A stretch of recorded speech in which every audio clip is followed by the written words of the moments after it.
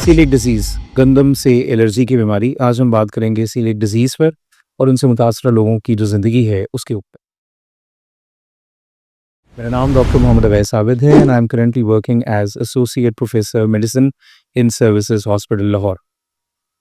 Gluten sensitivity, गंदम से allergy या सीलिएक डिजीज़। सीलिएक डिजीज़ वो बीमारी जिसमें हम जब एक मरीज़ को के बारे में पूछते हैं तो वो कहते हैं कि इनको बचपन से ही जो है वो लूज़ मोशन की शिकायत है या मैल एब्ज़ॉर्प्शन की शिकायत है या इनका पेट ख़राब रहता है या फिर इनमें सेकेंडरी जो है वो ग्रोथ कैरेक्टरिस्टिक्स जो हैं वो नहीं आ सके या सेकेंडरी सेक्शुअल कैरेक्टर्स जो हैं वो जो हैं उनमें थोड़ा प्रॉब्लम था।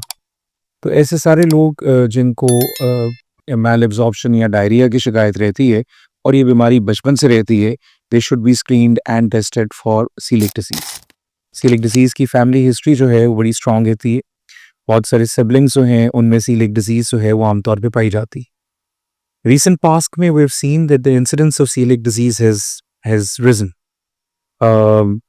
उसके कोई ख़ास फैक्टर्स नहीं, आई थिंक बेहतर टेस्ट्स की अवेलेबिलिटी की वजह से और एंडोस्कोपी जो है वो आसान होने की वजह से और एंडोस्कोपी तक लोगों की दस्तरस होने की वजह से, उसकी रसाई होने की वजह से शायद सीलिएक डिजीज़ की जो तशख़ीस है और जितनी जल्दी की जा सकती है पुराने ज़मानों में शायद वो इतनी ज़्यादा फ्रीक्वेंटली नहीं की जाती थी।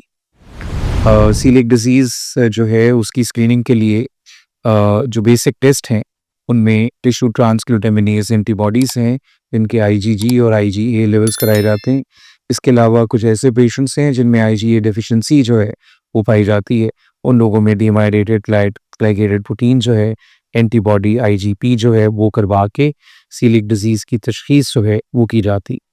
इसके अलावा एंडोस्कोपी के ज़रिए बायोप्सी जो कि ड्यूडेनम छोटी आंत का जो पहला हिस्सा है वहाँ से ली जाए तो उसके ऊपर भी सीलिएक डिजीज़ यानी गंदम से एलर्जी की बीमारी जो है उसकी तशख़ीस की जा सके। इट्स इम्पॉर्टेंट, इट्स इम्पेरेटिव कि इस बीमारी की जल्दी तशख़ीस करके उसके मुताबिक फिर पेशेंट को डाइट जो है वो शुरू करवाई जाए। जब हम गंदम या ग्लूटेन जो है उससे ऐसे पेशेंट को दूर रखते हैं या ऐसे खाने उनको देते हैं जो कि गंदम के बगैर हों या ग्लूटेन के बगैर हों, तो इन लोगों के जो इंटेस्टाइनल फोल्ड्स हैं, जो ड्यूडेनम के फोल्ड्स हैं वो रिकवर करना शुरू कर देते हैं। जो इंटेस्टाइनल विलाई हैं उनकी रिकवरी के बाद खाने का हज़म होना या उसका एब्सॉर्ब होना बेहतर हो जाता है और ये लोग अपनी जो प्रोटीन्स हैं और अपने कार्ब्स हैं और अपने जो बाकी चीज़ें हैं उनको बेहतर तौर पे एब्सॉर्ब करके वो जो वीकनेस, लेथार्जी, फटीग और एनीमिया और हेयर लॉस और बहुत सारी और अलामात हैं उनसे छुटकारा पा लेते। 4 to 6 वीक्स का टाइम है ग्लूटेन को जो है वो ग्लूटेन की सेंसिटिविटी जो है जो 4 to 6 वीक्स लगातार ग्लूटेन फ्री डाइट लोगों को दी जाए तो मैल एब्सॉर्प्शन के जो सिम्टम्स हैं वो फिर उसकी वजह से ख़त्म हो जाता है। स्पीकिंग अबाउट सीलिएक डिजीज़ जो है उसके साथ कुछ कॉम्प्लिकेशंस भी एसोसिएटेड हैं। कॉम्प्लिकेशंस में कुछ कैंसर्स हैं। एक कैंसर जिसको हम ईटल enteropathy associated T cell lymphoma जो है वो कहते हैं। कभी कभी कुछ ऐसे लोग हैं जो रिस्पॉन्ड नहीं करते ग्लूटेन फ्री डाइट को, इनको हम रिफ्रैक्टरी सीलिएक डिजीज़ कहते हैं। इसकी भी दो टाइप्स हैं, टाइप 1 जो कि बड़ी एग्रेसिव है और टाइप 2 जो है that is associated with malignancies. There is a new term that we are using, non-celiac gluten sensitivity. ऐसे लोग जिनको असल में सीलिएक डिजीज़ ना हो लेकिन उनको ग्लूटेन सेंसिटिविटी हो, ऐसे लोग जो ग्लूटेन फ्री डाइट के साथ रिकवर तो हो जाएं लेकिन असल में उनकी बीमारी सीलिएक डिजीज़ नहीं है, असल में they are suffering from some other disease.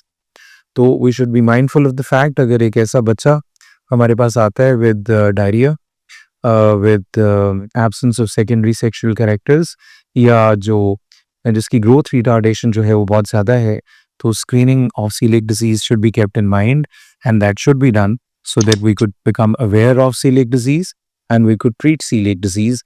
इसके treatment में ज़्यादातर जो है वो gluten free diet ही है।